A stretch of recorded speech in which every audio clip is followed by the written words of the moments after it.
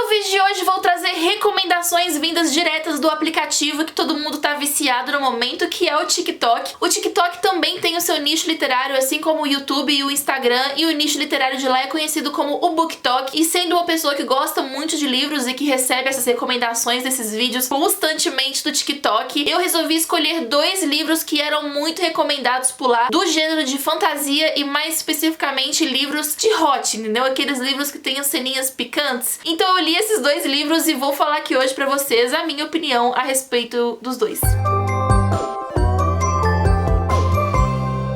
Olá pessoas, sejam muito bem-vindos ao vídeo novo do canal. Caso você seja novo por aqui, eu sou a Amanda, este é o Mande MMA e como já falei no vídeo de hoje, a gente vai falar de fantasia hot, de livro picante, entendeu? Sendo uma pessoa que baixou o TikTok durante a pandemia como uma zoeira e acabei me viciando nele e passando várias e várias horas, resolvi aproveitar isso e trazer pra vocês 2 livros de recomendações que eu puxei lá do TikTok, e são 2 livros de fantasia hot com bastante cenas picantes e que, movida pela minha curiosidade, resolvi ler e trazer aqui pra vocês as minhas opiniões. O primeiro livro que eu li pra esse vídeo é o A Touch of Darkness, da Scarlett St. Clair. Vou deixar a capinha bonitinha pra vocês aqui. Este livro, ele é um reconto de Hades e Perséfone, aqueles 2 deuses lá da mitologia grega. A Perséfone, deusa da primavera, viveu a vida inteira isolada dos outros deuses e da sociedade como um todo pela mãe dela, Deméter. E aí, quando ela fica adulta, ela decide, pedir pra mãe dela pra poder sair de casa e ir fazer uma faculdade. A Deméter concorda desde que ninguém saiba que a Perséfone é uma deusa, e a Perséfone vai para a cidade de Nova Atenas, onde ela vai estudar jornalismo no meio dos mortais. A Perséfone é deusa da primavera, mas ela tem um pequeno segredo: ela não consegue trazer vida, Ela não consegue dar vida às coisas, Tipo, como por exemplo, plantar uma planta ou fazer uma flor desabrochar. Ela não consegue usar os poderes dela de verdade. Um dia a Perséfone vai para um clube noturno, que é o clube noturno que é comandado pelo Hades, o deus do submundo, e sem querer ela acaba fazendo uma barganha com ele, um contrato que parece um pouco impossível. Ela tem que criar vida no submundo, mas ela não sabe criar vida. E aí a gente vai entrar nessa história, dela tentando resolver essa situação em que ela está, sem a mãe dela saber que ela está envolvida com deuses, e meio que começando a rolar alguma coisa entre ela e o Hades também. Então vamos aos gerais, entendeu? Esse livro, ele é bem aquele clichêzão que a gente já tá acostumado a ver, aquela coisa meio crepúsculo, meio 50 tons de cinza, da menina que é toda fofinha, toda bobinha, toda inexperiente, que conhece um cara centenário, fodão, muito bonito e rico, dono de várias coisas e piriri-popopô. Eu acho que essa dinâmica já tá bem batida. Quando eu comecei a ler, eu fui ficando meio incomodada, porque eu não gosto dessa coisa, sabe? De sei lá, de ter essa diferença muito grande, sabe? Ela já é uma menina adulta e aí ela tem que ser muito bobinha, muito inocente, toda virgem e não sei o quê. E aí isso eu acho que já é uma coisa muito batida, assim, hoje em dia, sabe? Eu ainda tenho um pouco de dificuldade de entender qual que é o interessante nesse tipo de dinâmica, sabe? Eu não consigo ver o apelo nesse tipo de dinâmica, mas aparentemente é uma coisa que faz muito sucesso, porque tem muitas histórias que são assim até hoje, Foi um livro, assim, que me entreteve e eu tava realmente procurando por algo que fosse fácil de ler, que eu fosse ler super rápido e que fosse uma história que eu não tivesse que pensar demais, e realmente esse livro foi todas essas coisas. Se você tá atrás de um livro que você vai mergulhar na história, vai mergulhar no romance e você não vai ficar caçando defeito, você não se importa com furos no roteiro, com esses problemas assim, se você não se importa, então beleza, eu diria pra você pular fundo.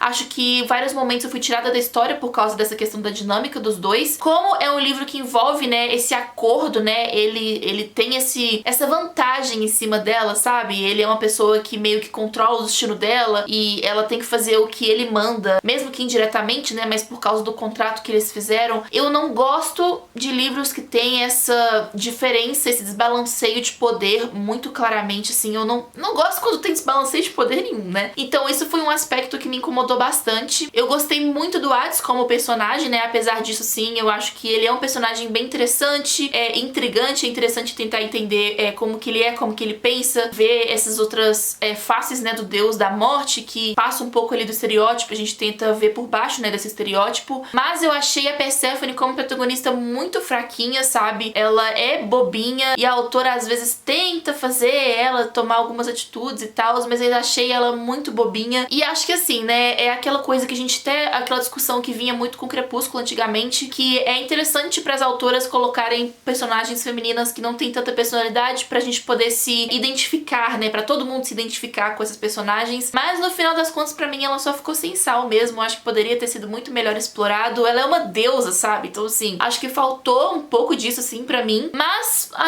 mas é aquela coisa, né, um livro que é legal, é bobinho, mas é um livro interessante. Tem mais 2 livros nessa série, é uma trilogia, eu não tenho vontade nenhuma de ler os próximos livros. Pra mim o livro número 1 já tá ótimo, deu pro gasto, não quero mais nada. E também falando um pouquinho do que eu acho que vocês devem estar esperando aí eu falar, que é sobre o hot, né? Foi a primeira vez que eu li um livro que é um pouco mais hot, assim. Eu já li fanfics na minha vida, entendeu? Já li Sarah J Maas, mas eu acho que esse livro é bem acima, né, do nível de picanteza, né, que são os livros da Sarah J Maas, como por exemplo Corte de Espinhos e Rosas ou Trono de Vidro. Na verdade, Trono de Vidro eu só li o primeiro e lá não tem nada, né? Mas assim, em Corte de Espinhos e Rosas, os 2 últimos livros tem um pouquinho mais disso. Acho que Touch of Darkness é bem acima, assim, disso. Ele tem muitas cenas, e são cenas legais, foram bem escritas, mas acho que a única coisa que me incomodou nessas cenas é que foram cenas, assim, muito idealizadas, assim, e muito focadas no Hades, sabe? No personagem mais masculino e não necessariamente no que seria o prazer para a personagem feminina. Então, isso me incomodou bastante, foi até um pouco difícil de, às vezes, algumas cenas ali eu fiquei um pouco incomodada, porque eu fiquei, tipo assim, não seria assim na vida real, e se for assim, tá bem ruim, mas é o jeito que tava. Acho que sim, poderia ter sido pior, mas assim, foram cenas assim que é aquela coisa, sabe? Tá ali, foi legal, me entreteve, não tenho muito o que reclamar sobre isso.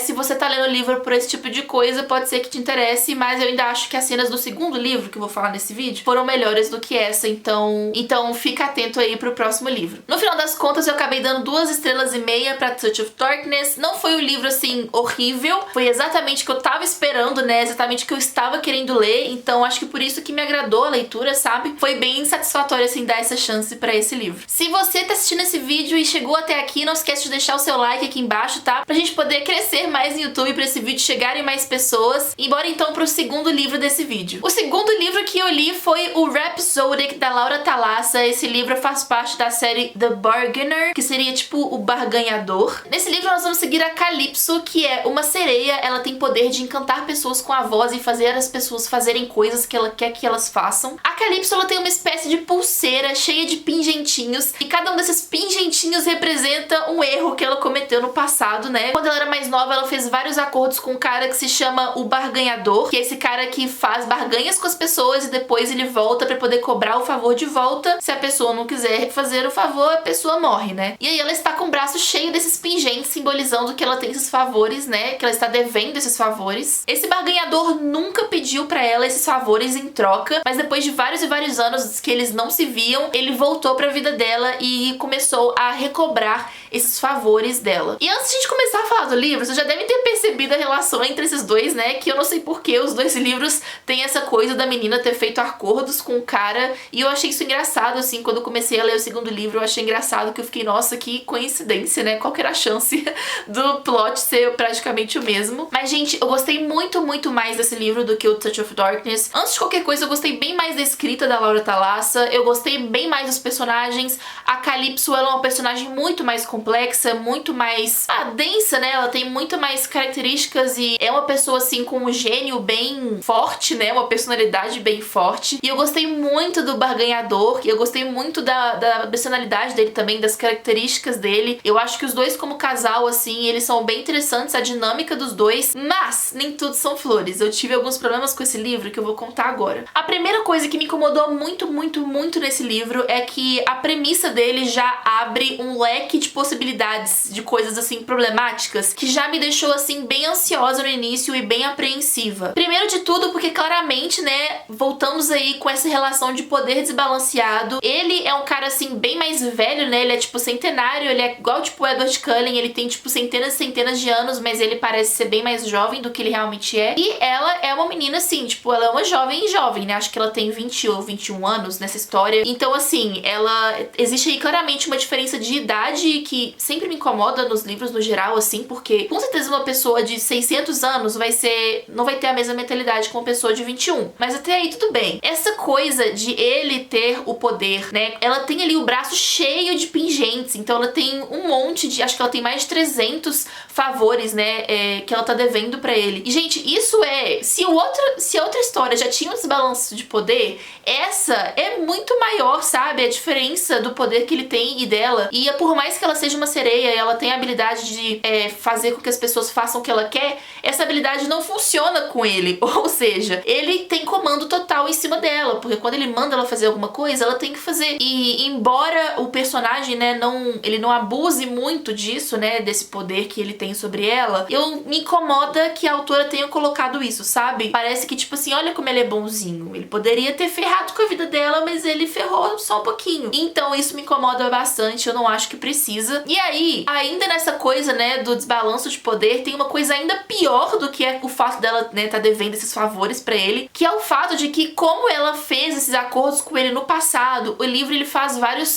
pulos, sabe? A gente lê um capítulo no presente e outro capítulo no passado, e assim ele vai se alternando. E, gente, os capítulos do passado, ela tem, tipo assim, 15, 16 anos. E até agora, eu não entendi qual que era a necessidade da autora de colocar ela com 15, 16 anos e não com 18. Se você queria escrever um casal romântico, por que a relação deles tem que começar a nascer quando ela tinha 15, 16 anos, sabe? Por que a parte toda deles se apaixonando tinha que ser lá no passado? E por que você não poderia ter colocado isso com 18 anos, entendeu? Tem gente com 18 anos que tá formando no ensino médio, daria pra você colocar um pezinho ali no ensino médio. Então, assim, o meu problema com esse livro não foi necessariamente com o livro em si, mas foi com as decisões da autora, sabe? Coisas que acho que ela não precisava ter feito, porque, gente, a história em si é muito legal, sabe? O livro é muito legal, os personagens são incríveis e o livro também tem umas partes, assim, de mundos fora do mundo que a gente conhece também, que foram muito bem feitas, muito bem escritas. Eu gostei da maneira como ela foi construindo esse mundo aos poucos, né? A gente foi conhecendo esse mundo junto com a personagem. Então, assim, eu recomendo demais essa leitura. Eu achei que realmente foi um livro legal. Eu tenho interesse de continuar lendo os outros livros dessa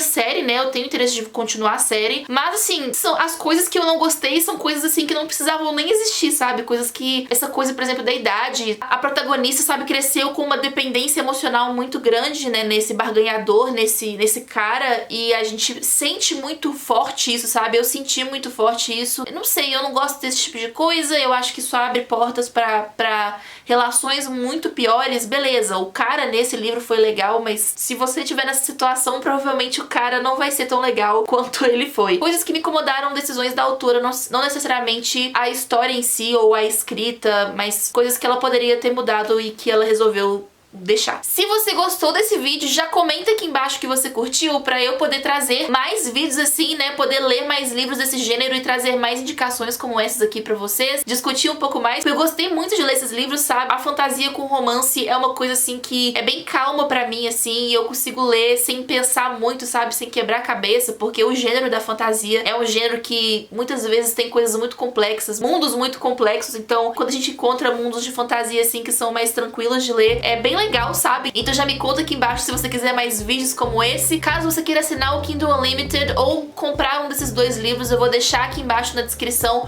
o meu link da Amazon. Se você comprar através desse link, eu recebo uma pequena comissão e você não tem que gastar nada mais por isso. E é isso, gente. Muito obrigada por assistir até aqui e a gente se vê no próximo vídeo. Um beijão pra vocês. Tchauzinho.